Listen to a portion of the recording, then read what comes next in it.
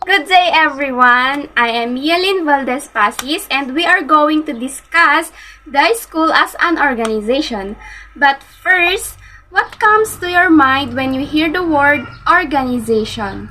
The organization is the way toward distinguishing and gathering work to be performed, characterizing and designating obligation and authority, and setting up connections to empower individuals to work most successfully together in achieving targets. The association includes division of work among representatives and arrangement of undertaking toward a definitive objective of the organization. The organization is a goal-oriented process which aims to achieve them through proper planning and coordination between activities. It relies on the principle of division of work and set up the authority-responsibility relationships among the members of the organization. In the words of Raibu, organization supplements the practical measures which we take to ensure that the system of work we use will be of the greatest possible assistance in carrying out our aims and of the greatest benefit to our children. In the word of STED, that the organization is an agency by which we achieve the desired objectives. School organization refers to how schools arrange the resources of time, space, and personnel for maximum effect on student learning. Good day everyone, I am Frechelle Piñon. Today we were going to discuss the school as an organization.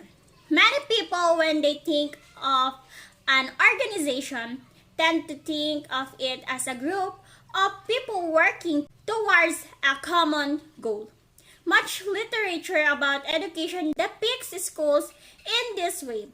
The organization of a school can best be understood as a loosely coupled set of overlapping systems. The student system concerned with student education and development, the faculty system concerned with maintaining professional standard and effective teaching.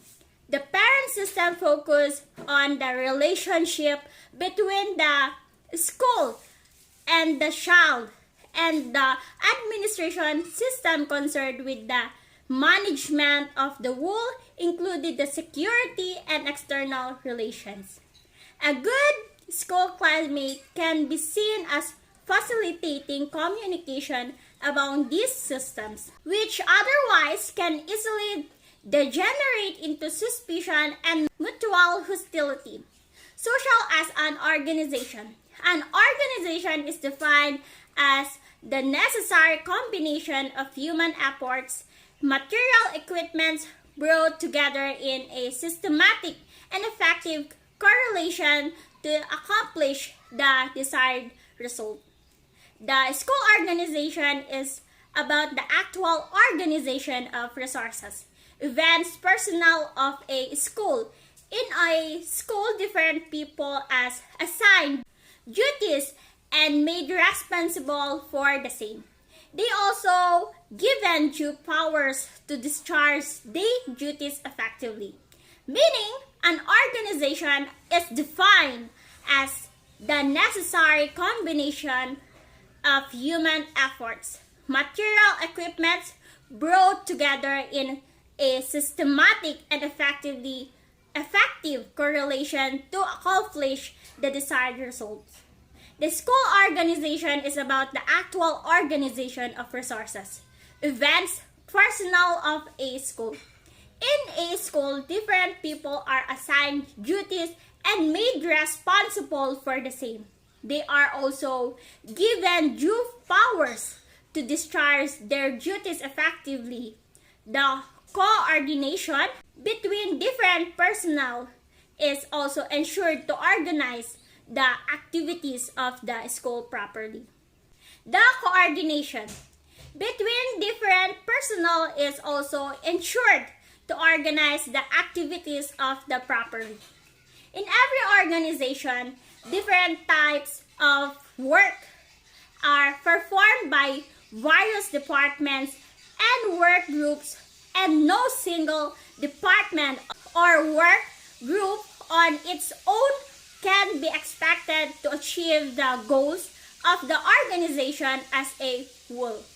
Hence, it becomes essential that the activities of different departments and work groups of the organization are harmonized. The function of management is known as coordinating function. It ensures unity of action among individuals, work groups, and departments and bring harmony in carrying out the different activities and tasks so as to achieve the organizational goals efficiently. The concept of coordinating always applies to group effort. There is no need of coordination when only single individual is working.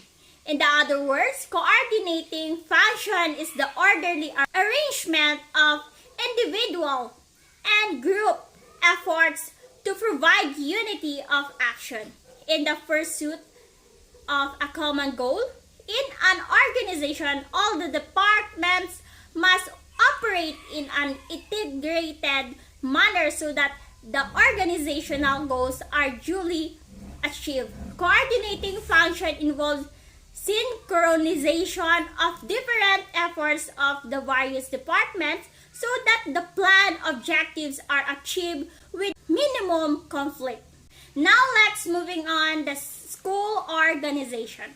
Means organization, different type of activities of a school, organization of material resources of a school, organization of a school personnel, organization of ideas and principle into the school system, which includes building relationship, creating conducive climate for work at the school, and etc. Aims and objectives of a school organization. The first is the basic aim is that schools are the betterment of societies. Second, to provide efficient life of the school's children and prepare them for the art of learning together. Third, to bring a school and community close to each other. Fourth, to prepare the students according to interest and ability of the students. 5. To help the student to uphold their personality, mental development, inner part. Number 6. To enable the students to have the right type of psychology of life. Number 7. To conserve all the group practical values, heredity, and culture of our society.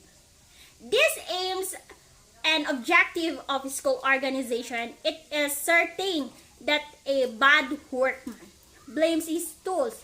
It is certain that the best work can only be a association help to make scholars proud of their connection with a school, and they exercise flashing influence upon the neighborhood. In a certain measure, it is a concrete for the idea for the manifestations which the school stand. It is the permanent material expression cause spiritual things to achieve the aims and objective of a school smoothly lays stress on building relationships among the school personnel. There be helps in increasing mutual trust, interdependency, which is necessary to build team spirit among the school personnel. In this, considering the social structure of the school as an organization, our open system boundaries fall around the school and classroom, while internal structure of the school system is our focus. We must keep in mind that the system is shaped and changed through interaction with the environment. School cannot exist independently of the purposes they are served for other structures in society. For instance, when we discuss school goals, we are really discussing what is expected of schools, their environments, and how that is reflected in school goals. We separate out the school as an organization for analytical purposes only to understand the whole education. The next slide will be discuss Miss Mialyn Pacis. Let's move on to the leadership. The leadership contains first, more than management. Second, involves forward planning, vision, foresight, school development planning, communication, student needs, general administration. The third one is curriculum leader, financial and resource manager. Next is leadership style, very important. Change agent. All teachers should be leaders and manager in their own right. Good leadership in schools helps to foster both a positive and motivation culture for staff and high-quality experience for learners. Leaders at all levels in school can contribute to this by developing the top skills needed by school leader. Strategic and critical management points and management roles. Curriculum, broad and balanced, careful selection of subjects, appropriately timed, teaching styles, student assessment, teacher placement, classroom, management, relevant to student needs. This strategic management provides overall direction by developing plans and policies designed to achieve objectives and then allocating resources to implement the plans. Communication. In communication, there is a sharing of information written, spoken, electronic, long, medium, and short term. Extensive in all schools. Two-way process must be sent, received, and acted upon. Barriers, communication. Being able to communicate is vital to being an effective educator. Communication not only conveys information, but it encourages effort, modifies attitude, and stimulates thinking. Without it, stereotypes develop, messages become distorted, and learning is stifled. Record keeping. Administrative. In administrative, there is a teacher's record, student record, personal information, registration, finance and resources. And the second one is teachers. In teachers, there is a student achievement, homework, classwork, tests or exams. The next one is storage, manual or electronic. The next one is must be valid, reliable, confidentially maintained, and moving to electronic save times, more accurate, allows teachers more time for planning, teaching, and assessing.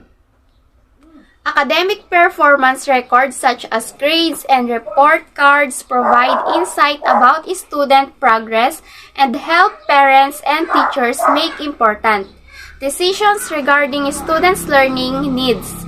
Attendance records help teachers and school staff maintain accountability for students' safety. Management of resources and finances. Development of limited resources, restriction government, parent contribution, budgeting appropriate distribution, contributions, fundraising care, if excessive, detriment to teaching, financial management decision, making, management and accountability. Co-curricular activities. In co-curricular activities, there is expensive, sport is expensive, important for holistic development, supply, wide range of activities, proper supervision, proper planning, effect, increase school spirit and motivation. Co-curricular activities improve the learning experiences of students, help them identify and develop their inner talents like creative and public speaking skills, leadership qualities. Co-curricular activities offer them an opportunity of thinking unusually and getting the innovative ideas of their own. Good day, I'm Ian Gester S. Andres and I'm going to continue our discussion. Discipline. Good discipline advances learning. Poor discipline crippling to learn. Importance of rules. Types of rules. Effect of society. Every staff member should be a disciplinarian, leading by example. Chain of command in dealing with discipline. So, school discipline is the system of rules, punishments, and behavioral strategies appropriate the regulation of children and the maintenance of order in schools. It is aimed to create a safe and conducive learning environment in the classroom. Guidance. Career guidance. Impartial, personalized, and systematic. It helps in selection of subjects and choice of future careers. Psychological guidance aids good discipline. So here, students need career guidance to explore and plan for future career endeavors based on their individual interests, skills, and values. Participation in career guidance enhances linkages of academic and career experiences and thus improve career preparation and management. Next is characteristic of an effective school. Good leadership, offering breadth of vision and the ability to motivate others. Appropriate delegation with involvement in policy making by staff other than the head. Clearly established and purposely staffing structures. Well-qualified staff with the appropriate blend of experience and expertise. Clear aims and associated objectives applied with care and consistency. Effective communication and clear system of record keeping and assessment. The means to identify and develop pupils' particular strengths, promoting high expectation by both teachers and pupils. A coherent curriculum which consider pupils' experience as a whole and demonstrate concern for their development within society. A positive ethos, an orderly yet relaxed working atmosphere. A suitable working environment, skills of deploying and managing material resources. Good relations with parents, the local community, and sources of external support. The capacity to manage change, solve problems, and to develop organically. Now let's move on to organizational structure. Having outlined the processes, conditions, considerations, roles, and issues involved in effective school management, duties and responsibilities can now be easily fitted into the organizational chart, which emphasizes the team approach. The structure is essentially for a large school, but can be easily modified for a small school. It shows horizontal as well as vertical relationships for effective management. So, the members of the school are expected to adhere to the dictates of the structure in pursuit of the stated goals and objectives of the organization. The school structure determines how resources are shared among members in different departments, and the structure defines the leader of each department. And now we move on to the principles of school organization. First is protection of social values. The first principle of school organization is to protect social values, being a component of the society. It must be preventive of general and specific aims of the society. Number two is achievement of specific aims. The school must monitor the specific aims, effective and efficient teaching, and developing with the ideology of Pakistan. Number three is interest of individual differences of child. All children in schools does not have equal abilities, so this factor should be kept in mind, and organization should be made in such a way that each child get opportunity to develop their inner potentials. Number 4 is cooperation with society. A school can never go through progress until the individual of the society develop a positive attitude toward the school. Number 5 is the organization must be flexible. It should be flexible and balanced because the society always tends to change and the need of human being also change with time. Number 6 is comprehensiveness. Each and every aspect of the activity should be comprehensive and a clear picture of the organization should be presented. Number 7 is utility. Utilization of all the possible resources help in achieving the goals. Number 8, adaptability. It can facilitate our activities. The power of adaptability is the key of success. Number 9, professional growth teacher and other worker should be given a proper training facilitation for better performance. Number 10, accountability. Analysis of the activities of the staff give a positive result to organization. The principal should encourage hard worker and a sign of alertness for the rest. Number 11 is simplicity. Median instruction should be in easy way. And number 12, reforms or amendments. The door for reforms and amendments should always be open. Need for school organization, constant process of change, goal development. To ensure smooth functioning of a school, to avoid under and overutilization of the resources of school, there by optimum and judicious use of the resources. That's all. Thank you for listening.